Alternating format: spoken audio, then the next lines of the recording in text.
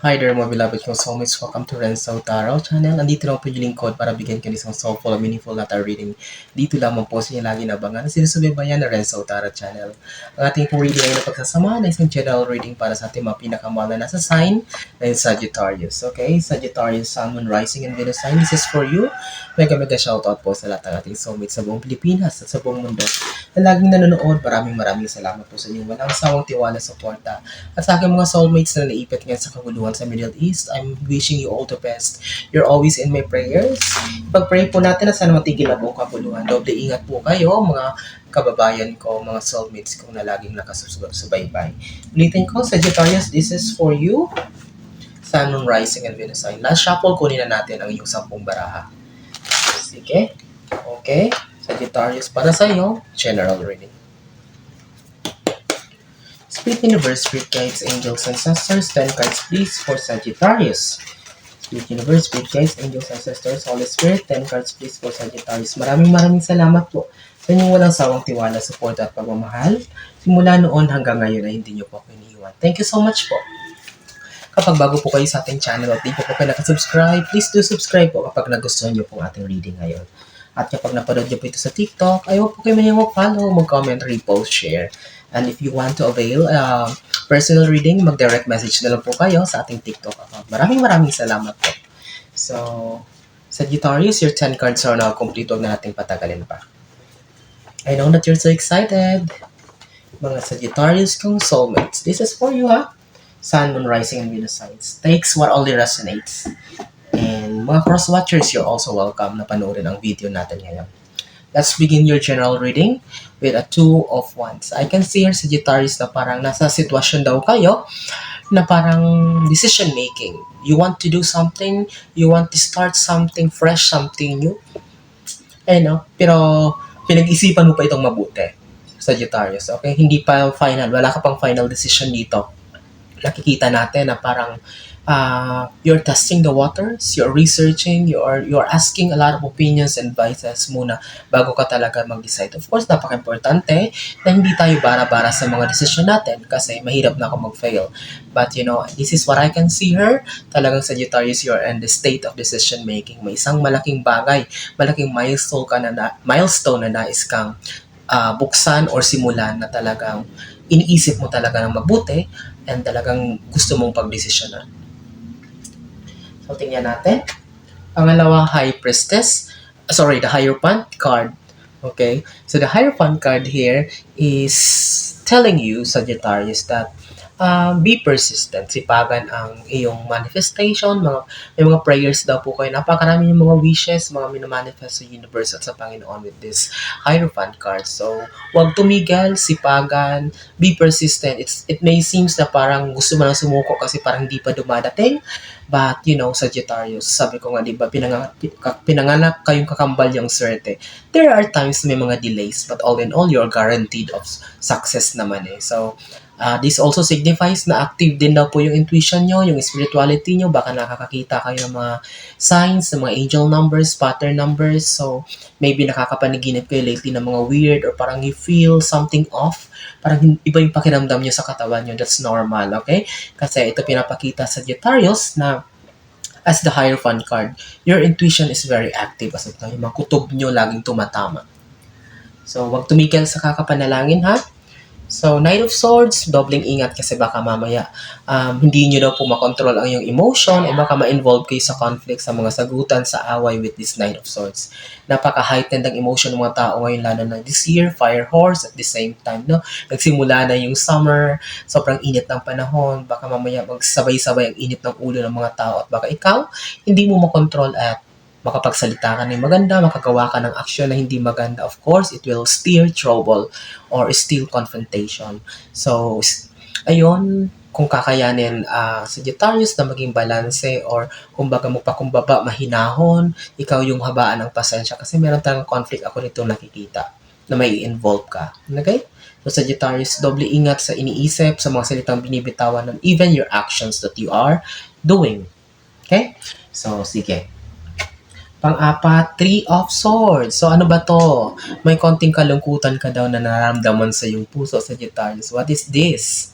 Parang ano ba to? Self-pity? Broken-hearted? Ano ba itong, tungkol saan ba itong nararamdaman mo? Sakit sa damdamin na yung nararamdaman ka sa kasalukuyan, Sagittarius. Tingnan natin. But I can see her na parang this is something related sa, family or friendship, sa trabaho. Wala pa naman nakikita ko dito sa love life or sa partnership, okay? Maybe disappointed ka lang, frustrated ka lang sa mga bagay-bagay sa paligid na maybe you're expecting na mangyayari, but it doesn't come or happen in the way you wanted o sa time na gusto mong dumating. So that's why, disappointment ang nararamdaman ko dito. The energy that I can feel here is you feel so disappointed and frustrated. Tingnan natin, ha? Pang-lima mong baraha, Page of Cups. So, this is in reverse. So, ang nakikita ko dito, frustrated ka, disappointed ka, kasi parang ang mga tinatrabaho mo, yung mga pinaghihirapan mo daw sa Sagittarius ay parang mabagal yung pagdating or parang mabagal yung growth na you are expecting na parang lumago ito, makita mo na yung bunga nito, but kasi ito harvest season ito, but dahil naka-reverse, so parang hindi mo pa ngayon nakikita ang bunga nito. That's why siguro nag-expect ka na sa ganitong oras sana. Like a plant, siguro nag-expect ka na sa ganitong month, mamunga na siya pero wala pang bunga. Parang ganon. Siguro grabe na yung effort, yung paghihirap na binuhos mo dito, dugo, pawis, pera, marami ka ng pera na nilabas, yung pagod mo, pinaghirapan mo talaga ito. But it seems na nakikita mo na parang wala pa talagang bunga, wala pang kita, it doesn't make sense as of now, Sagittarius. But don't give up, don't lose hope kasi may 5 cards tayo dito, magugulat ka. Okay, there's a hope. There's always a hope, Sagittarius. So, itong frustration na to, manageable naman ito. Itong disappointment na to, manageable naman ito. So, masasabi ko lang sa'yo, like my mantra in life is, kumbaga yung motto ko sa araw-araw is do not expect. Kahit gaano ka kagaling, kahit gaano ka-productive yung business mo, kahit gaano kaganda ang trabaho mo, you should not expect. Kasi hindi mo alam kung anong pwedeng mangyari sa mga susunod na araw. So, if there's a failure, if there's something wrong na mangyari, at least mabilis mo matatanggap sa puso and you can move forward again. So, ako, for example, do not expect. Magandang trabaho ko ngayon. Paano kahit gaano ka kagaling sa trabaho, paano kung bukas magsara yung company? So, of course, ma-frustrate ka. Pero kung alam mo, naka-top of mind mo na do not expect. So, mabilis ka makaka-move forward. Okay. Ganun talaga. Maghanap na ako ng bagong trabaho. Kasi skillful naman ako. So, ganun lang yon. Mabilis mo matatanggap yung resulta. And of course, mabilis ka rin makakapag-move on. Tama ba, Sagittarius? Okay, before we proceed to our last 5 cards sa ating second row, ulitin ko, kapag di pa po kayo nakasubscribe sa ating YouTube channel, please do subscribe. Kapag napapanood nyo po ito sa ating TikTok account, huwag po kayo mahiyang mag-follow. I-share nyo rin po, i-repost ang ating video, mag-comment kayo. And of course, if you want to avail a personal reading, mag-direct message na lang po kayo sa ating TikTok account, Renzo Taro 444. Let's continue, Sagittarius, your general reading pang-anim mong baraha. So, High Priestess. Ito na yung namali ako kanina. So, andito yung Hierophant, andito yung High Priestess. So, dito sa decision making daw na gagawin mo, na pinag-isipan mo, nakatapat nitong High Priestess card, it is really necessary. Kailangan daw talaga na itaas mo ito sa Panginoon, sa universe. Hindi pwedeng sarili mo lang na pag-iisip, sarili mong galing ang pagbabasehan ng desisyon na gagawin mo. It really needs the guidance ng Panginoon at universe. Ipanalangin mo to, itaas mo ito sa Kanya, humingi ka sa Kanya ng wisdom, ng talino, ng lakas ng loob tungkol dito sa desisyon na gagawin mo. Because it's like a make or break. Kaya sabi ko, di ba, hindi lang to normal desisyon na gagawin mo. It's like a big milestone. It's a big project. That's why hindi ka pa makapag-decide. But this High Priestess, Sagittarius, the universe is telling you na itaas mo ang lahat sa Panginoon. Itaas mo ang lahat sa universe. Ipagtiwala mo. Huwag ka magtitiwala sa sarili mong kakayahan at talino. So everything will fall into place. Everything will succeed kapag sa Kanya mo itinaas ang lahat. Okay? So, pampito is the 9 of Wands. Ang katapat niya ay Hierophant, so don't worry, Sagittarius, you are divinely protected. May mga taong minamasdan ka, ini-stalk ka, minomonitor ka, kinaiinggitan ka. Okay, tinitingnan bawat galaw mo. So, maybe they are planning or kung ano mang iniisip nila hindi maganda sa'yo. They are, kumbaga may insecurity sila tungkol sa'yo. Sagittarius, I don't know. Anong meron sa'yo ba talagang prone kayo sa mga evil eye at sainggit. But don't worry, kasi andito yung Hierophant card. So, it just signifies that you are protected, divinely protected. Hindi lang ng Panginoon, hindi lang ng universe, but even your ancestors, your spirit guides, your, kumbaga, guardian angels. So, don't worry, yung ancestors mo, mga mahal mo sa buhay na pumanaw na, even they are the other dimension, they're still, kumbaga hanggang ngayon ay they're watching over us, tinitingnan tayo, nililigtas tayo sa kapamakan. And of course, they are the one who is punishing dito sa mga tao na gumagawa ng masama sa atin. So that's why don't worry, huwag kang matakot, huwag kang magpa-apekto sa mga sinasabi ng ibang tao, don't make any revenge, huwag kang papatol, huwag kang gaganti. The universe will do its job para karmahin sila. So, hindi mo naman gusto kung anong pwedeng mangyari sa kanila, basta hindi ka lang nag-wish, bahala na. So, anihin nila yung bunga ng mga masasamang pag-iisip at mga action nila sa kapwa nila. Okay, Sagittarius, don't worry about these people. Ulitin ko, wag na wag kang papatol. Okay? So, nakita, this is the Eight of Swords. So, this, sabi ko nga, ang katapat niya ay Knight of Swords. Sabi ko magdoble ingat kayo kasi baka mamaya ay ma-involve kayo sa conflict or baka alitan, sagutan. So, please, please, please. Kasi ito, baka dito ka mahantong, baka dito ma-stress ka, mauwi ito sa malaking gulo, malaking problema to the point na hindi ka makatulog or parang ganun maapektuhan, masira ang pangalan mo. Baka ikaw yung mapasama. Of course, it will affect your health mentally and physically. So please, ulit ko sa Sagittarius, kung kaya ikaw mang umiwas, kung kaya mang mag-react, kung kayang habaan ng pasensya, kung kayang ikaw magpakumbaba, wag na wag kang papatol. Baka ma-involve ka, ikaw pa yung mapasama, doble ingat sa mga salitang bibitawan sa mga action na gagawin. Kasi baka ma-involve ko sa trouble, ikaw yung masira ang pangalan mo, ma-stress ka, maapektuhan ka. Okay, Sagittarius?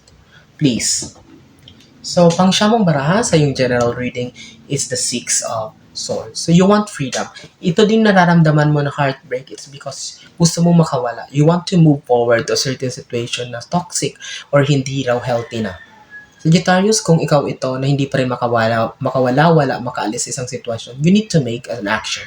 You need to decide now. Kasi kung ikukulong mo ang sarili mo, talaga masasaktan ka lang.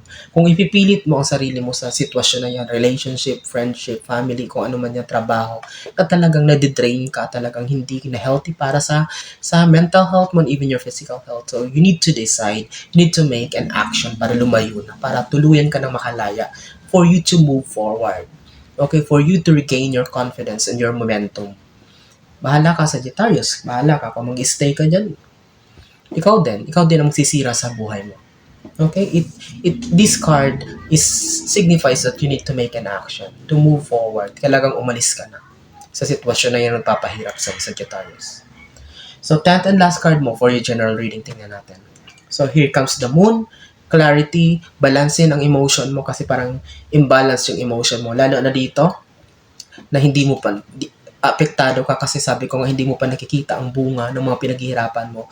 As of now, parang nag-self-pity ka na parang why is it happening na after all, ginawa ko naman ang lahat, pinaghihirapan ko naman, lumalaban naman ako ng patas, so everything, but parang wala ako nakikitang progress. So that's why nagkakaroon ng emotional imbalance. So this moon card, the universe is telling you to calm your nerves, calm your mind, your heart. So kailang ganyan talaga. Hindi pa ngayon, but later on, makikita mo din ang bunga ng lahat. But as of now, ang gawin mo lang ay tulungan mong sarili mo na to think positively. Okay? To do your best. Sipagan lang at itiwala ang lahat sa universe at sa Panginoon. Dahil magugulat ka baka bukas pagising mo. Lahat ng pinapangarap mo, lahat ng iniisip mo at pinaplano mo is just a corner away. Nandiyan na pala sa pinto mo. Mga opportunities, mga blessings, pera, so tagumpay sa career. So whatever it is na magandang balita, darating sa iyo yan, Sagittarius, in the God's and universe perfect time. I'm wishing you all the best, Sagittarius, in life. I hope and I pray na maraming nasa sign na Sagittarius sa mga kapanood nito. Kapag napanood niyo ito ngayon at nagustuhan niyo, di pa kayo nakasubscribe, please do subscribe my channel. At kapag napanood niyo ito sa TikTok, huwag po kayo mag-follow, mag-comment, share, and repost this video. And of course, send a direct message ating TikTok account if you want to avail a personal reading. Maraming salamat sa inyo walang sawang tiwala, support at pagmamahal hanggang sa susunod nating pagkikita, mga pinakamangkong soulmates sa Sagittarius. Thank you so much. Pag-ingat ka lagi. God bless us all.